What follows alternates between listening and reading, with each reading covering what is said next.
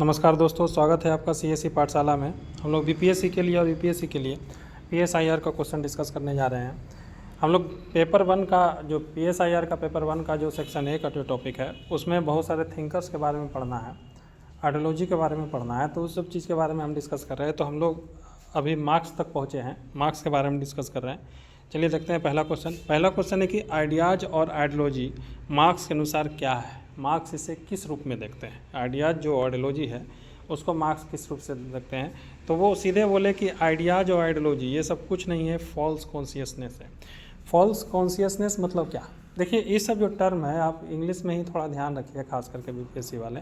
तो ये सब चीज़ जो है वो आप आराम से देख के क्या करिएगा, पकड़ के, मतलब कि क्वेश्चन अगर आपको दिखेगा या टर्म दिखेगा तो सीधे आप समझ में आ जाएगा। और एज कंपेरिजन टू हिंदी का जो इसका वर्ड होता है, इंग्लिश का वर्ड याद रखना ज़्यादा ध्यान है, ये आसान है। तो आइडियाज़ और आइडियोलॉजी को लेकर के मार्क्स का विचार क्या है?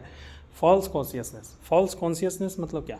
फॉल्स कॉन्शियसनेस मतलब कि एक मतलब कि सोचने का ऐसा तरीका जो आपको ट्रू रियलिटी जानने से क्या करता है, रिस्ट्रिक्शंस पैदा करता है। मतलब कि एग्जांपल के लिए, मतलब कि फॉल्स कॉन्शियसनेस मतलब कि एक ऐसा आपका जो सोच बना दिया जाएगा जिसमें आप जो ट्रू चीज़ें हैं, जो कहा जाता है ना कि जो ट्रू चीज़ है उसको देखना, वो चीज़ आपको देखने से क्या होगा, वो रिस्ट्रिक्शंस लगाता है। जैसे एग्जांपल के लिए आपको बताते हैं, जैसे मार्क्स का कहना है कि जो वर्कर जो क्लास है वो जब तक रेवोल्यूशन नहीं लाएगा कैपिटलिस्ट के खिलाफ, पूंजीपति के खिलाफ, और जो संपत्ति है उसको बराबर भागों में नहीं बांटेगा, कम्युनिज्म इस्टेब्लिश नहीं करेगा, जब तक कि जो आपको ट्रू इक्वलिटी नहीं मिलेगा, ट्रू आज़ादी आपको नहीं मिलेगा। जो आज़ादी होना चाहिए ना, नेसेसिटी, ज़रूरतों से आज़ादी, मतलब कि आपको ऐसा ना लगे कि हमको ज़रूरत पूरा करने में कठिनाई हो रही है, वो सबसे अगर आज़ादी आपको पाना है तो आपको कैपिटलिस्ट के खिलाफ क्या करना होगा, रेवोल्यूशन लाना होगा। लेकिन अगर रेवोल्यूशन आप नहीं ला पा रहे हैं तो क्यों नहीं ला पा रहे हैं?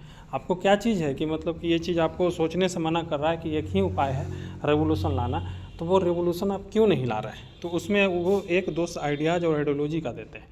जैसे एग्जांपल के लिए अगर मान लीजिए कि लिबरलिज्म एक आइडियोलॉजी है, कैपिटलिज्म आप जानते हैं, लिबरलिज्म और कैपिटलिज्म एक आइडियोलॉजी है ना। तो लिबरलिज्म और कैपिटलिज्म जो आइडियोलॉजी है वो क्या कहता है, जो भी लोग हैं जो पैसा कमाते हैं वो अपने मेहनत के दम पे कमाते हैं, जितना ज़्यादा जो मेहनत करेगा उतना ज़्यादा पैसा कमाएगा। इसलिए अगर आपको संपत्ति अर्जित करना है तो मेहनत करना शुरू कीजिए, अपने आप पे काम करना शुरू कीजिए। लेकिन अब यहाँ पर देखिए, यहाँ पर ये फॉल्स कॉन्शियसनेस डिस्कस किया। अब फॉल्स कॉन्शियसनेस क्या किया, क्रिएट किया ना।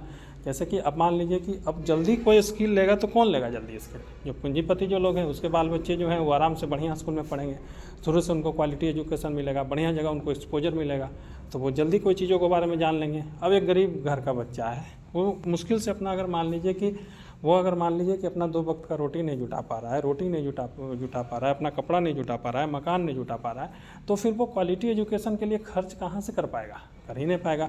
लेकिन कैपिटलिज्म तो आइडियोलॉजी जो है ना, वही तो बोलता है ना कि जितना ज़्यादा स्किल हासिल कीजिएगा। तो अरे भाई, ज़्यादा स्किल हासिल करिएगा लेकिन ये कौन जल्दी करेगा? अमीर लोग करेंगे ना।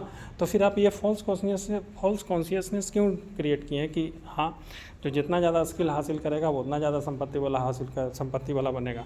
तो ज़्यादा संपत्ति तो वही हासिल कर पाएगा ना जो क्वालिटी एजुकेशन हासिल करेगा, जो बढ़िया जगह से पढ़ा है।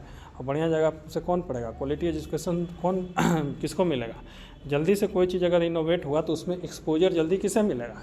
जो अच्छे जगह से पढ़े हैं, जहाँ पर फैमिली ही एजुकेटेड है। तो ये सब चीज़ें, तो आइडियाज़ और आइडियोलॉजी मार्क्स के अनुसार क्या करते हैं, एक फॉल्स कॉन्शियसनेस क्रिएट करते हैं, एक ऐसा कॉन्शियसनेस लोगों में बना देते हैं जिससे वो अपना ट्रू सिचुएशन नहीं जा पाते हैं और वो आइडियाज़ के पीछे लगे रहते हैं, जिसके कारण वो रेवोल्यूशन नहीं ला पाते हैं। उसी प्रकार से रिलीजन, अगला क्वेश्चन है, रिलीजन को लेकर के मार्क्स का विचार क्या है? तो रिलीजन को लेकर के मार्क्स का क्या मानना है? रिलीजन इनके अनुसार, मार्क्स के अनुसार, एक ओपियम ऑफ मासेस है। ओपियम ऑफ मासेस है इनका कहना। ओपियम ऑफ मासेस मतलब कि एक तरह से समझिए कि नशा का दवा है, आप ले करके सोए हुए हैं। उसी प्रकार से रिलीजन, जैसे एग्जाम्पल के लिए रिलीजन क्या कहता है, सब कुछ भगवान के हाथ में है। कोई अमीर है, गरीब है, उसको भगवान नहीं बनाया है, तुम्हारे हाथ में कुछ नहीं है। तो ये क्या है, एक प्रकार से अब इस चीज़ को अगर आपको अच्छा करना है तो भगवान के शरण में जाओ, भगवान को बहुत ज़्यादा अपन क्या करो, उसमें अपनी प्रति प्रार्थना को व्यक्त करो। जितना ज़्यादा प्रार्थना को व्यक्त करोगे तुम्हारा ट्रू सिचुएशन कभी ना कभी ठीक हो जाएगा। तो ये क्या है, रिलीजन ने क्या किया, एक प्रकार से क्या किया, ओपियम दिया हुआ है ना, जिसके कारण जो मासेस हैं वो अपना ट्रू सिचुएशन नहीं समझ पा रहे हैं और रेवोल्यूशन नहीं ला पा रहे हैं। ये मार्क्स का विचार है। हालांकि रिलीजन पर्सन को रिलीजन का जो वैल्यूज है वो समझना चाहिए। जो वैल्यूज जो सिखाता है, हर एक रिलीजन क्या सिखाता है, एथिक्स सिखाता है, वैल्यूज सिखाता है, जिसमें हम लोग क्या करते हैं कि सोसाइटी में आपस में कोएग्जिस्ट करते हैं। लेकिन हम क्या कर रहे हैं, मार्क्स के विचार डिस्कस कर रहे हैं। रिलीजन का जो वैल्यूज है वो हर जितने भी रिलीजियस पर्सन है वो वैल्यूज के अनुसार अपने आप को गाइड जरूर होना चाहिए। ऐसा नहीं है कि अंधभक्त हो जाना चाहिए, लेकिन जो वैल्यू जो ट्रू वैल्यूज सिखाता है, जैसे हर कोई भी वैल्यूज क्या, इंटीग्रिटी सिखाता है, आपस में कोएग्जिस्टेंस सिखाता है, कोऑपरेशन की वैल्यू सिखाता है, एक बार से जो फीमेल है उसको इज्जत करना सिखाता है। तो ये सारी जो चीज़ हैं, जो बड़े के लोग हैं उनको इज्जत करना सिखाता है। तो ये रिलीजन ख़राब नहीं है, जैसा कि गांधी जी ने भी कहा है कि रिलीजन एथिक्स सिखाता है। लेकिन मार्क्स का मानना है कि रिलीजन क्या है, एक ओपियम ऑफ मासेस है। अगला क्वेश्चन, ये ओपियम ऑफ मासेस है जिसके कारण क्या है, रेवोल्यूशन नहीं ला पा रहे हैं वर्कर क्लास। उनको लगता है कि सब भगवान का किया दिया है, कोई अमीर है गरीब है, हमारा शोषण हो रहा है तो भगवान ने लिख करके चलाया, तभी तो मेरा शोषण हो रहा है ना। तो ये चीज़ है। तो रिलीजन को लेकर के मार्क्स का विचार क्या है, ये ओपियम ऑफ मासेस है। अगला क्वेश्चन देखते हैं, मार्क्स के विचार को कितने भाग में आप बांट सकते हैं। हम लोग इसके बारे में पढ़ेंगे हैं। मार्क्स को मेनली आप दो, उनके विचार को, उसका जो थॉट है उनका, वो दो पार्ट में बांटा जाता है। एगो यंग मार्क्स का कंसेप्ट, एगो मैच्योर मार्क्स का कंसेप्ट। मतलब कि यंग मार्क्स के जो कंसेप्ट है वो यंग, मतलब कि जब मार्क्स यंग थे, युवा थे, तो उनका विचार क्या था, जब मैच्योर बने तब उनका विचार क्या था। तो ये चीज़ है। तो यंग मार्क्स का कंसेप्ट और ये मैच्योर मार्क्स का कंसेप्ट, ये सब टर्म ही आप ध्यान रखिएगा। जितना बार पढ़िएगा, ऐसे तो हम रिवीजन कराते चलेंगे, लेकिन जितना बार पढ़िएगा उतना बढ़िया रहेगा। अगला क्वेश्चन, मार्क्स जब यंग थे, यानी कि जो मैच्योर, जो यंग मार्क्स का जो कंसेप्ट है, यानी कि जब यंग थे तो उन्होंने कौन सा किताब लिखा था, तो economic and philosophical manuscript, economic and philosophical manuscript है, उसको उन्होंने मार्क्स ने लिखा था। याद रखिएगा, economic and philosophical manuscript marks ने कौन सा एज में लिखा था, जब यंग थे, तो वो उस एज में लिखा था। और इसलिए जो मार्क्स के जो यंग मार्क्स के जो मार्क्स को है, जो दो पार्ट में उनको बांटा गया है, यंग मार्क्स का कंसेप्ट और मैच्योर मार्क्स का कंसेप्ट। तो इकोनॉमिक और फिलोसफिकल मैन्युस्क्रिप्ट जो है वो लिखे थे। हम लोग आगे डिस्कस करेंगे इसके, इसमें उन्होंने क्या विचारधारा दिया था, जब मैच्योर हुए तो क्या विचारधारा दिया था। मैच्योर अवस्था में थे तब उन्होंने कौन सा किताब लिखा था, तो कम्युनिस्ट मैनिफेस्टो।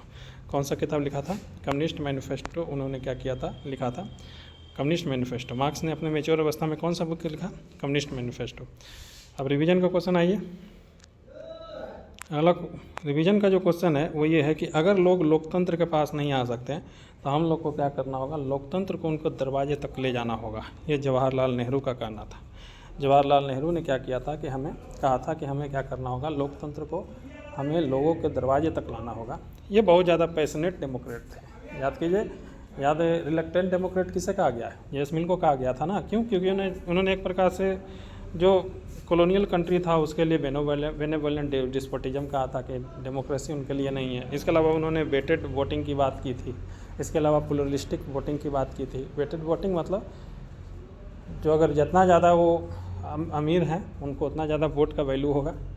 प्लुरलिस्टिक मतलब कि अगर मान लीजिए कि एक लोग का अगर एक कॉन्स्टिट्यूंसी से ज़्यादा अगर जगह पे अगर उनका संपत्ति है तो हर एक कॉन्स्टिट्यूंसी में इसको वोटिंग राइट दिया जाए। जैसे कि मान लीजिए कि अगर 3 को कॉन्स्टिट्यूंसी है तो आप जिस कॉन्स्टिट्यूंसी से संबंध रखते हैं उसी में केवल वोट डालते हैं ना। लेकिन इनका कहना था नहीं, अगर तीनों कॉन्स्टिट्यूंसी में अगर संपत्ति है तो वो तीनों कॉन्स्टिट्यूंसी में जाकर वोट डाल सकता है।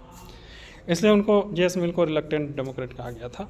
अगला क्वेश्चन, कम्युनिज्म के जो फाउंडर है उसे किसे माना गया है, कार्ल मार्क्स को हम पहले डिस्कस कर चुके हैं। जो कार्ल मार्क्स है उन्होंने एक प्रकार से कम्युनिज्म का फाउंडर माना जाता है।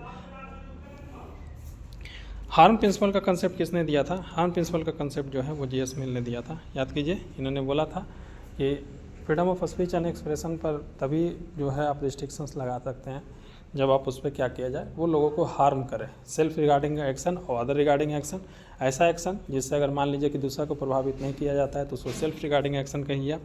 तो इसमें तो किसी प्रकार का रिस्ट्रिक्शंस होगा ही नहीं। अदर रिगार्डिंग एक्शन, अगर मान लीजिए कि कोई एक्शन आपका दूसरों को नुकसान कर रहा है तो वो फिर अदर रिगार्डिंग एक्शन में आ गया, तो उस एक्शन पर क्या किया जाएगा, रिस्ट्रिक्शंस लगाया जाएगा। हालांकि इसको लेकर के थोड़ा सा जो मतलब कि जो विचारक हैं वही बात बोलते हैं, वैसे तो स्टेट जो है वो हर चीज़ को अदर रिगार्डिंग एक्शन में डाल करके आपके प्राइवेसी को कॉम्प्रोमाइज़ कर देगा। तो चलिए वो तो बाद में डिस्कस किया जाएगा। फिलहाल याद रखिएगा कि हार्म प्रिंसिपल का कंसेप्ट जो है वो किसने दिया था, तो जेएस मिल ने दिया था। तो ठीक है दोस्तों, आज के डिस्कशन में बस इतना ही है। मिलते हैं अगले डिस्कशन में, तब तक के लिए धन्यवाद।